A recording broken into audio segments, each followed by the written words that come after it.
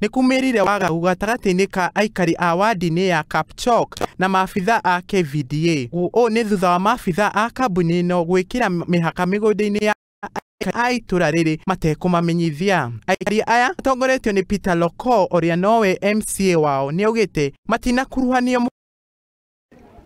Nilistuka na wakati tuliambiwa kuna watu walikuja kufanya survey kuweka mapikons area hii. Nikampikia, nikauliza ni hao watu wanatoka wapi? Watu wanasema hawajui. Wanasema walikuja kuita assistant chief ambaye ni acting chief, na wakaenda na vijana wengine wakaenda kuweka picons bila kuuliza. Si mchezo. Hii ni mbaya kuchezea sisi. Hebu angalia area hii. Tutaishi wapi? Tutakula nini?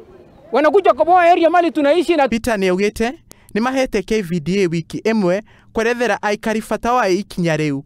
Maga ũguo ni megũthi igoti-inĩ. Kuringana na county commissioner wa kaunti ĩno ya Pokot ya ithuiro Abdulahi Khalif nierire ateti matikaingeria uteti undu uyu. Oho Khalif nierire aikari gutiri mugunda ona ũmwe wao ũkwĩgwatirwo. Naitwa Peter, mimi ni MCA ya area hii. Kwanza ningependa kusema hayo mambo ya Surveys of Kenya na KVDA ya kuja kuchimbia vichuma kwa ardhi ya Kapchok, ambia hiyo ni kikomo. Na nimeambia watu yangu, mkipata hiyo watu msituni mushike hao kama vile wanashika dikidiki. Lete mbao kwa polisi. Hawa ni wezi. So hakuna area ya Kapchok hata kidogo itaenda. Mwende mtafute area yenu huko kwa Turkana, lakini huku hakuna.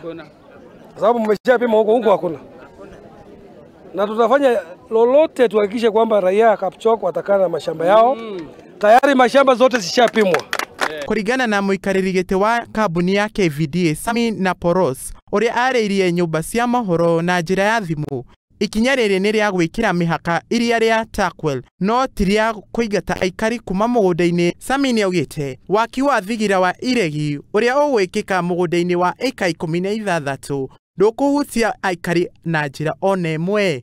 Kwetu ni kuhakikisha wananchi wako nyao kwamba yale kazi ambayo wale maafisa wa serikali walikuwa wanafanya ni kutafuta zile beacons za damu. Ribotera Muthingi TV, Jitagwo Joshua.